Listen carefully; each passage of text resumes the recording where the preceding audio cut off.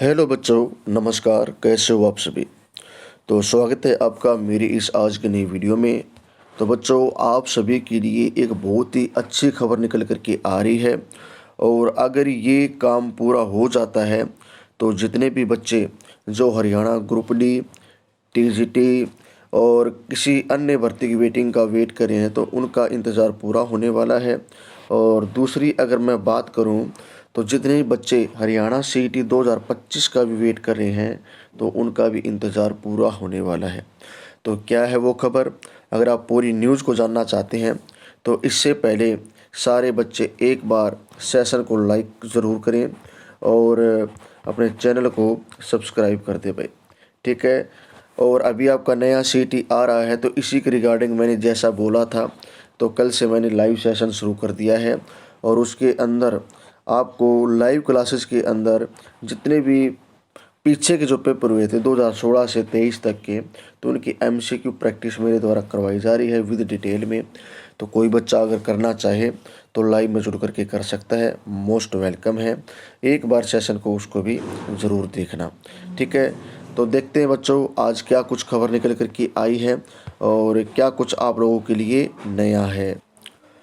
तो बच्चों, जैसा कि आपको पता होगा अभी पीछे एचएसएससी ने और सभी डिस्ट्रिक्ट के अंदर जो एग्ज़ाम सेंटर थे उनकी डिटेल मांगी थी, ठीक है। और भाई एग्ज़ाम करवाने के लिए उन्होंने प्रॉपर जो चीज़ें थी उसके लिए और पूरी जानकारी ली थी। तो इसी को देखते हुए जो फतेहाबाद के और डीसी थे उन्होंने एक मीटिंग की थी और वहाँ पर जितनी भी स्कूल थी, ठीक है, कॉलेज थी, यूनिवर्सिटीज़ और पॉलिटेक या आईटीआई जितनी भी थी तो उनसे और डिटेल मांगी थी भाई सारी सारी। तो उसके रिगार्डिंग आज का ये नोटिस आया है, आप देख सकते हो। Office of the district education officer Fatehabad to the all block education officer Fatehabad, ठीक है। तो देखो इसके अंदर क्या बोला गया भाई, देखो ये मैंने जो अभी आपको बताया वो सारी चीज़ें देखो ये रही आपकी, देख सकते हैं।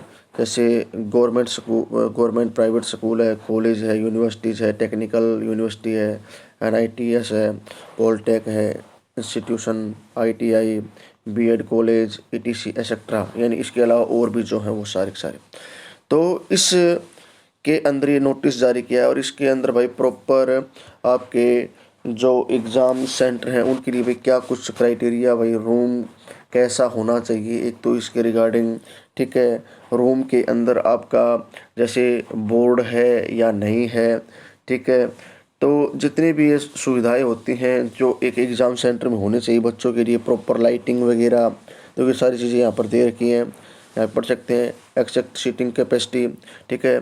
और दूसरे के अंदर यहाँ पे दे रखा it should kept mind that basic, ठीक है, एमिनिटीज़ आर एनुअल इंस्टीट्यूशन, ठीक है। तो ये चीज़ें हैं। तीसरे में exam centre shall not be located congested area, यानी भीड़ भाड़ वाला एरिया में नहीं है।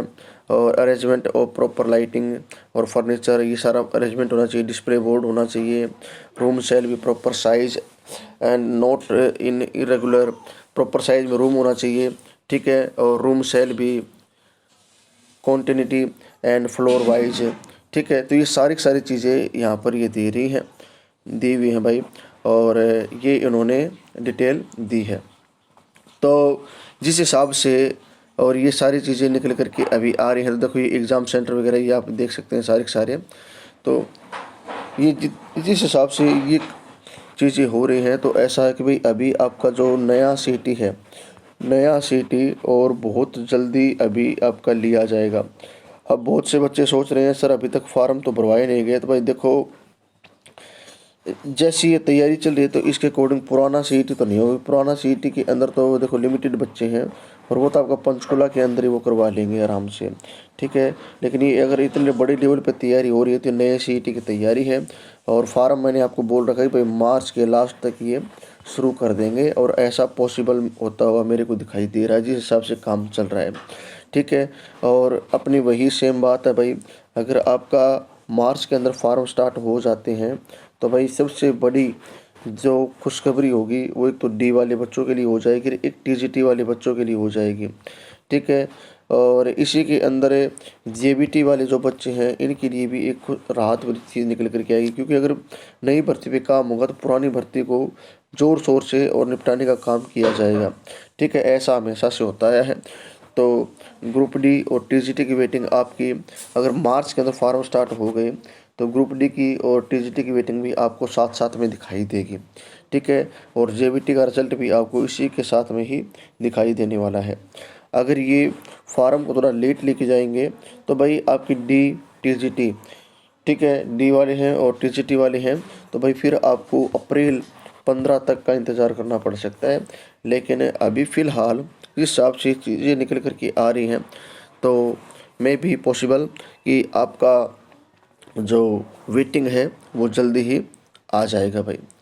ठीक है, तो बच्चों मैं उम्मीद करता हूँ कि आज की वीडियो शायद आपको अच्छी लगी होगी।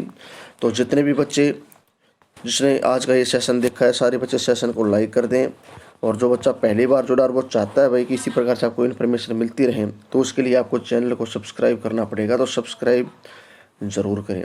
ठीक है, और हमारा लाइव सेशन चलता है डेली रात को 8 से 9 बजे के बीच में। तो कोई बच्चा अगर नए सीटी की तैयारी करना चाहता है फ्री ऑफ कॉस्ट तो वो बच्चा भी और लाइव सेशन में जुड़ सकता है और उसका कोई भी चार्ज नहीं है। लाइव जुड़ने के लिए आपको चैनल को सब्सक्राइब करना पड़ेगा। ठीक है, तो चलिए भाई आज के लिए इतना ही। मिलता हूँ नेक्स्ट वीडियो में एक नई जानकारी के साथ में।